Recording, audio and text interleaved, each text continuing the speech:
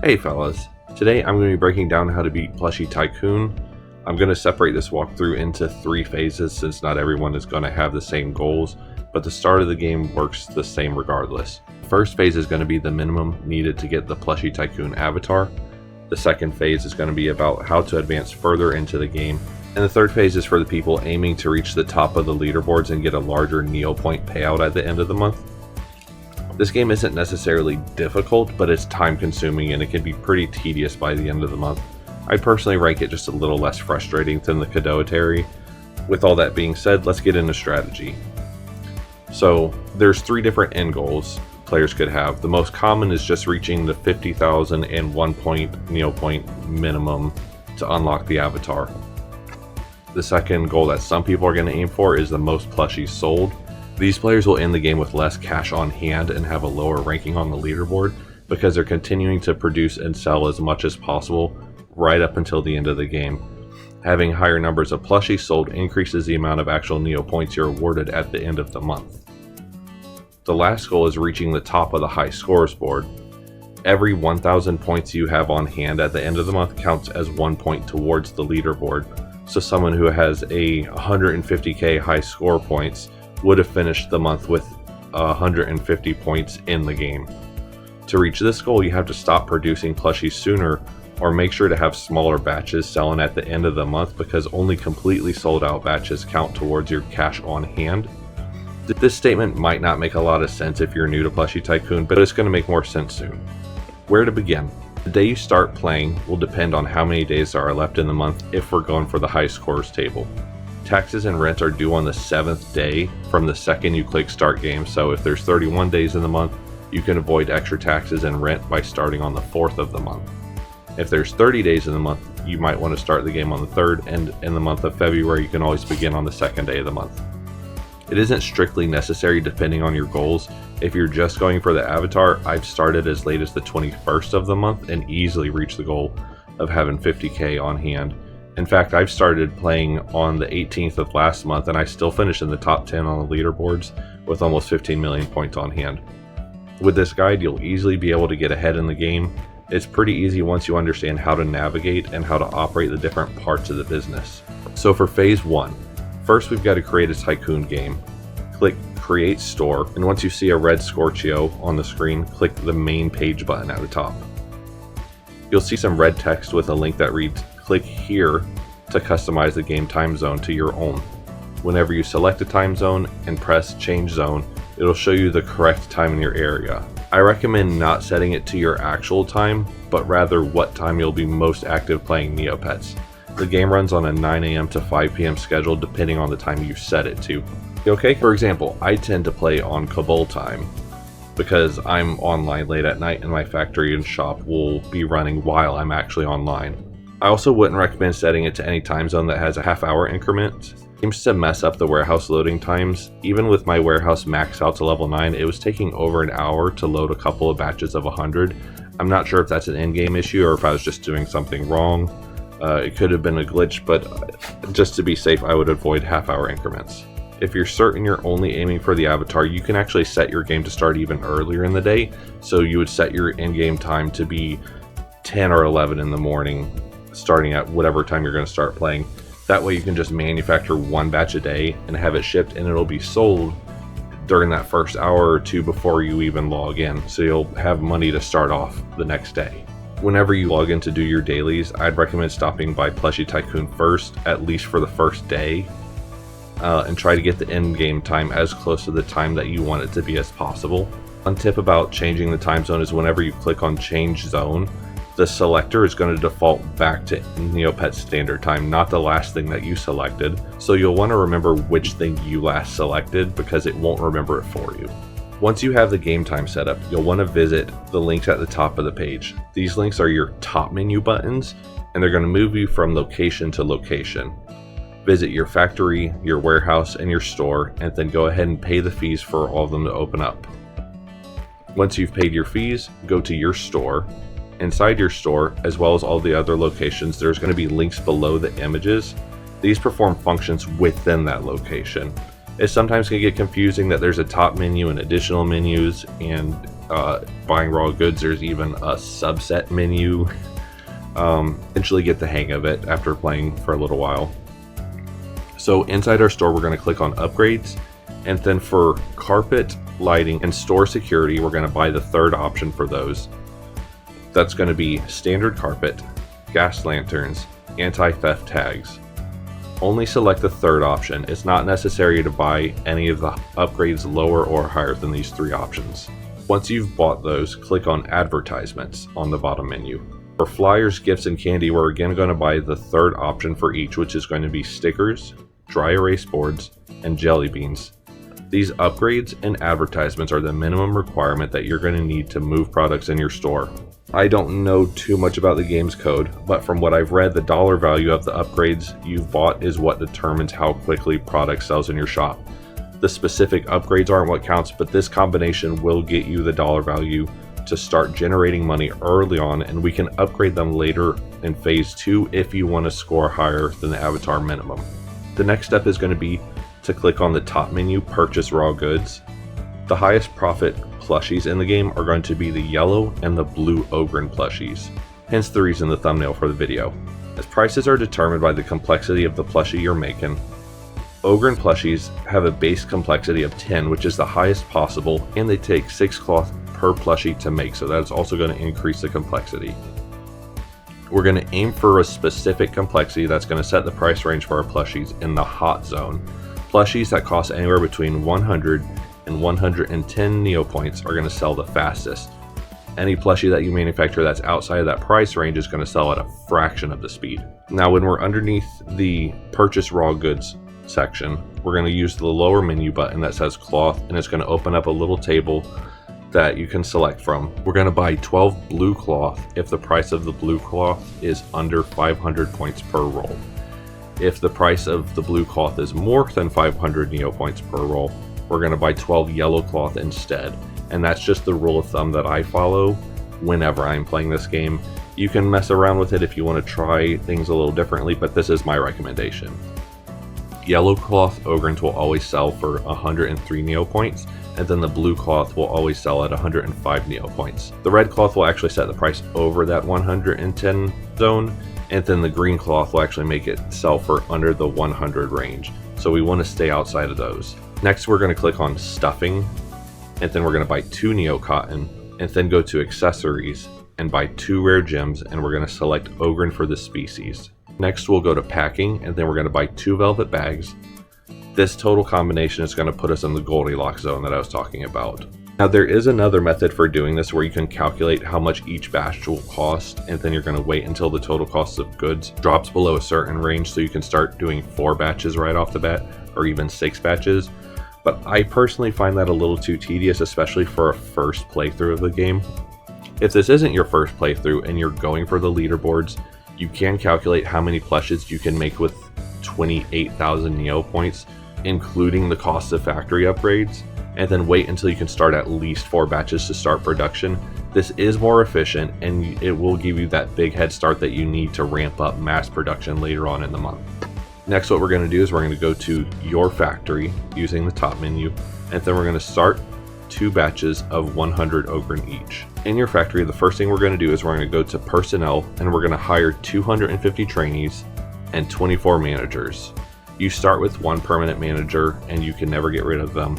That's going to give you a total of 250 trainees and 25 managers. Once you have the correct number of managers and trainees, you can click the button that says set this as your default workforce, as we're going to be firing and rehiring the employees constantly for the first few days.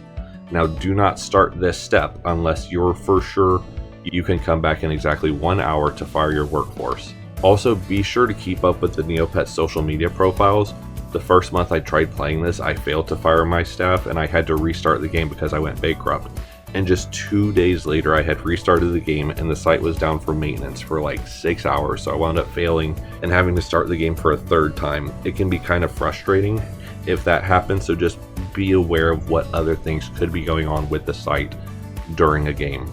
Also, one other tip is that it takes fewer clicks to overhire and to fire managers due to the limited increments you can hire at. I always hire 50 and then fire 25 rather than hiring 10, hiring 10 and then hiring 5. It's just fewer clicks. The next thing we're going to do is we're going to click on the bottom menu of the factory called Start New Job. It'll pull up a drop-down list of plushies you can make.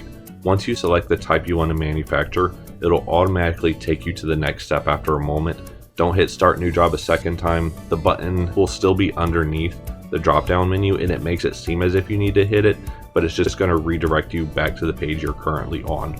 Now, once you have 2 batches of 100 Ogren plushies being manufactured, you may want to opt to repeat the purchase raw goods step, but you want to make sure that your money stays above 7,000, and ideally you shouldn't let it drop below 12,000 just in case the factory has a low output. If you can only do 2 batches, it's probably to aim for having 12K on hand. So the way the factory works is the output combines the number of employees and the number of jobs going on. So if you only have 2 batches going on, the game is going to either finish 1 or 2 batches of those 100. If you have 4 batches going on, you'll have finished 2 or 3 of those batches within an hour. Later in the game, you can have up to 18 batches going on at the same time with the same amount of workforce, and it'll finish about 3/4 of the jobs per hour. So having a larger quantity of smaller jobs increases the productivity of your factory, which is better than hiring more workers. At this point, we're going to go ahead and set a timer and come back exactly 1 hour from now. Once you come back, you can visit your factory, existing jobs, or warehouse and verify that some plushies have been manufactured. You'll also notice that your cash on hand has gone down by 5,500 points. Immediately go to your factory, personnel, and select Fire All. We don't want to continue paying our workforce as it'll bankrupt us this early in the game. These plushies are going to sit in the warehouse loading for just under 3.5 hours, so we can leave and come back in 3.5 hours after we fired our personnel. One other tip about this is refreshing the page, or F5, isn't always going to update it for some reason. You'll want to make sure to actually switch between the top menus, so the factory and the warehouse, to force the game to update. Once enough time has passed, there's going to be a checkbox next to the plushies in the warehouse that will allow you to ship them to your store. Once you click Ship Plushies, it'll charge you a small shipping fee, and the items will appear in your store 5 minutes from then. You don't need to do anything else at this point, and you can come back in a half hour or an hour and the plushies should be sold. Now seems like a good time to explain how the clock works in the game.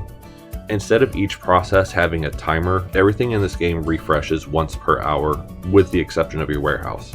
You may want to check frequently in the beginning to figure out when your specific game refreshes. Also, the time that the game refreshes seems to move a minute later every few days. So if your game is refreshing at 10:15 today, it might not refresh until 10:16 the next day. Knowing exactly which minute everything refreshes isn't necessary if you're just aiming for the avatar, as you have an entire hour between refreshes, which is plenty of time to buy more raw materials, hire and fire your workers, and make sure to ship plushies from the warehouse when you can. As long as you're coming back at the same time every hour, you'll most likely be fine. But it's nice information to have. If you are getting into the further parts of the game and you're creating batches of thousands, you definitely want to know the exact minute that it refreshes, because it takes a lot longer to purchase thousands of raw goods. Whenever your plushies have finished selling, it's going to be an hour or within an hour from you shipping. You're going to have more Neopoints on hand, and you're going to want to go ahead and repeat the process of buying raw goods and then starting batches in the factory. Aim to have about 3 to 4 batches of 100 Ogre plushies going, depending on how much money you have on hand. Make sure that you come back an hour after you start this process to fire all workers again. This is the single most common mistake that causes people to fail the game. Don't get too upset with yourself if you do forget, but this would mean having to start the game over. I assure you it's happened to everyone who has played this game. All you have to do to reach the 50,001 Neopoints at the end of the month and to unlock the new avatar is to rinse and repeat this process. If you start this during the last week or 2 of the month, once the taxman and the rent have been taken care of, you can just fire all your workers and leave the game once you've reached your goal. Make sure to leave a little bit of extra money, as one manager you can't fire will still cost you a little bit per hour. Phase 2. If you're interested in getting the gold trophy for Plushie Tycoon, you'll want to make more than the minimum. You're going to need to have 1 million points on hand and have sold at least 20,000 plushies. The first thing we're going to do to reach this next phase is expand your warehouse so plushies won't take as long to load from the factory. You'll want to increase your factory size to produce 6 batches of 100 plushies at a time as soon as you can. It'll probably take about 2 days using the process that I outlined in phase 1 before you have a consistent flow where you're not having to set timers to come back several hours away. I wouldn't recommend increasing production to 8 batches until after you have your warehouse maxed out to level 9, as selling product faster is much more important than producing it faster at this point. At warehouse level 9, your plushies will load from the factory in only a half hour instead of 3.5 hours, which means that you'll have the ability to have your factory personnel working constantly, instead of having to fire and rehire them every other hour. Once you have your warehouse maxed out, you're going to start increasing the amount of batches of plushies that you're producing slowly.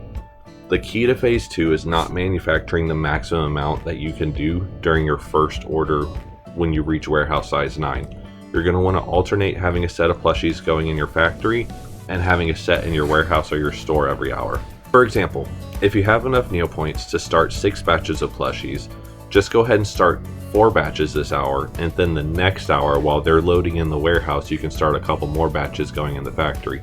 That way you'll always have sets going. Typically you can increase your production from 4 to 6 or 6 to 8 and then refill them for a couple hours. Once you've reached 8 batches of 100, you'll have a steady income every hour to where you can increase by 2 batches every hour until you've reached the max of 18 going at once. At some point you'll visit your store and notice that it says it needs to be upgraded. Each upgrade can hold 400 plushies.